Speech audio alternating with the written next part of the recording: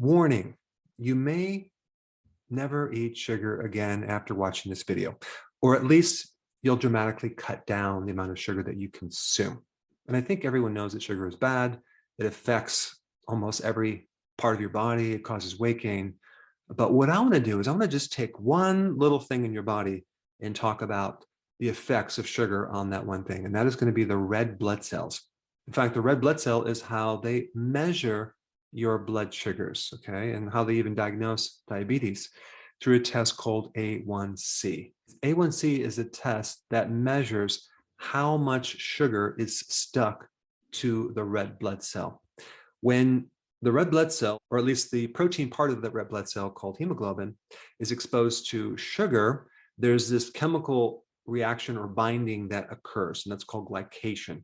So glycation is the amount of sugar that binds with that hemoglobin and that renders it inactive. It can't work anymore. And so based on how much sugar you have stuck to your hemoglobin can determine what your A1C is. So let's say, for example, you have an A1C of 5.7 or less.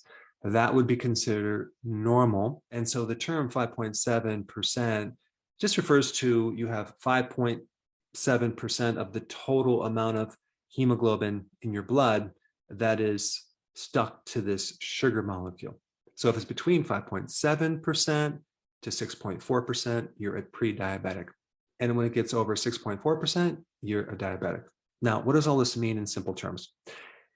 Well, the red blood cell should normally be very, very flexible.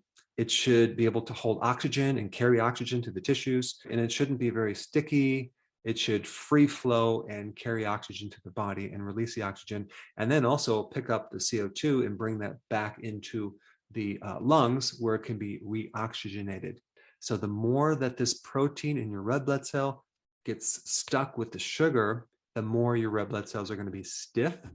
It's going to be very, very sticky, and it's going to form clumps. And so that increases your risk of getting a clot. But when the red blood cell becomes stiff, it can't bend anymore. So what happens is the blood flows through your arteries into smaller arteries and then tiny vessels called capillaries, they get stuck, okay?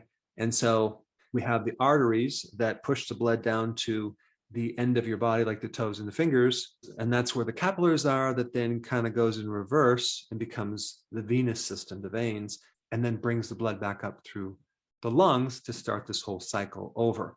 So the arteries are filled with this red blood that's oxygenated. And then as we use the oxygen, the return blood flow to the veins are like a bluish red because they have less oxygen. But if your red blood cell is not flexible, if it's rigid, if it's stiff, it can't bend, it gets stuck in the capillaries, and then that starves off the tissues. And this is why a diabetic starts noticing tingling in the fingertips and usually the toes or the bottom of the foot. They start feeling an abnormal sensation like numbness or even pain or burning. What's happening is the blood cells are too stiff and they can't seem to get through the pipes. And then we starve off the tissues with oxygen, we starve off the nerves with oxygen, and they start to die. That is the first change that happens on the road to necrosis or gangrene, where the tissues actually die. And when the tissues don't get oxygen and they start dying, you start having an increase of unfriendly microbes, it's called pathogens, and unfriendly fungus. And so when you have gangrene, you have a lot of infection going on in the body because certain pathogens thrive in this low oxygen environment. And this is where you get amputation when someone's a diabetic. It starts off as peripheral neuropathy where the nerves are affected, and then you get the ulcers, and then you start getting necrosis or dying tissue, and then gangrene, and they have to start to remove different sections of your foot, maybe starting with the toe or the ankle or whatever. So the effects of this interaction between sugar and this protein really messes up the red blood cell. It really brings down the red blood cell's ability to carry oxygen. It also reduces the volume of red blood cells. So think about this. If you're anemic, normally people take iron or B12, but is it really going to work on top of this problem where your diet is very, very high in sugar? actually creating or causing the anemia, and then you take some iron, is that going to really help you? The answer is no. Or another symptom related to not being able to carry oxygen, you're going to start climbing stairs and getting out of breath easier. You're going to have a hard time exercising because you're not going to have the wind or the oxygen.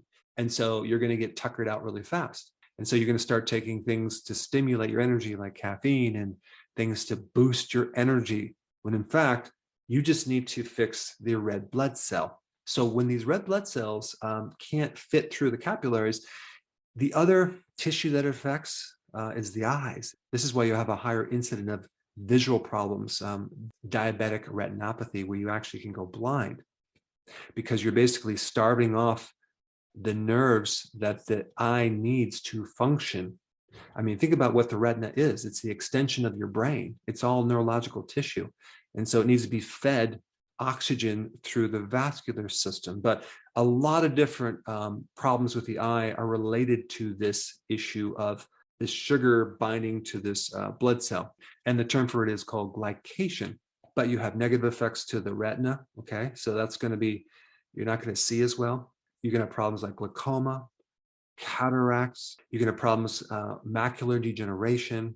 So here you are on a high carb diet, and you start to need glasses because you can't see. So you just keep getting thicker and thicker glasses, when in reality, you need to change your diet. Now, another area of the body that's affected is your gums. Your gums can be more susceptible to getting an infection. It's called periodontal disease, okay? That is another complication of this problem with the red blood cells. You also have the kidney, okay? The kidney is very susceptible to this high level of sugar, because think about what the kidneys are. They are these mini little filters that are filtering blood. They're like a capillary type tissue. So we're going to get a lot of destruction in the kidney. And the kidney makes a certain thing called erythropoietin, which helps make red blood cells in your bone marrow. So if we don't have enough erythropoietin, then we're not going to generate the number of red blood cells. I mean, your bone marrow makes like 2 million red blood cells a second. So it's like a machine that's cranking out these red blood cells. So with the consumption of sugar, you can't make those red blood cells at the right amount. So you become anemic. So you're always kind of tired, and you're always kind of lacking oxygen, especially when you exercise. Now, the thing that makes your blood red is iron, okay? And so when you have this problem with glycation, the damage causes the iron to be released from the red blood cell, and then it interacts with the inside of the artery. I mean, think about when you expose iron to oxygen, it rusts, right? So now this iron literally creates a rusting effect because there's oxygen going on, and that causes little holes in your arteries, okay? So it increases the permeability of the artery, and that's where you get the lesions and the start of plaquing and clotting. And then what happens is a Band-Aid is your body heals it with cholesterol, like a little Band-Aid. And what do people do? They go on a low cholesterol or low fat diet. Is that going to help? No, because it's the high carb diet that's creating the whole thing in the first place. So this is why the low fat diet or the low cholesterol diet is not workable for removing plaque in your arteries. So now those are some of the effects that can be created. And I'm just talking about the red blood cell. Now, I want to give you a little more understanding of the significance of this A1C as it relates to your blood sugars. A1C is actually a better test than testing your blood sugars because it gives you an average of your blood sugars for about 3 months, okay? And you can even buy home testing kits to measure your own A1C, okay? So I'm not endorsing any units out there, but you can look them up and buy a test to measure it yourself. But the problem with checking your blood sugars every so often is that it just shows a snapshot of what's happening right at that point.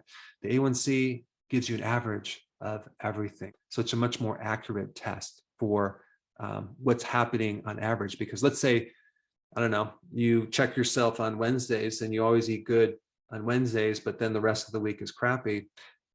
You'll pick this up on the A1C test. Now, a normal blood sugar should be, roughly about 80, 85, okay, milligrams per deciliter, okay?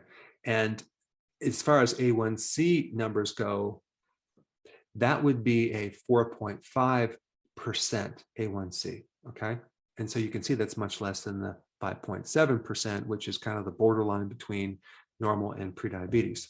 And so as the blood sugars go up, the A1C goes up. So if your A1C is 7.0%, your blood sugars are going to be around 154.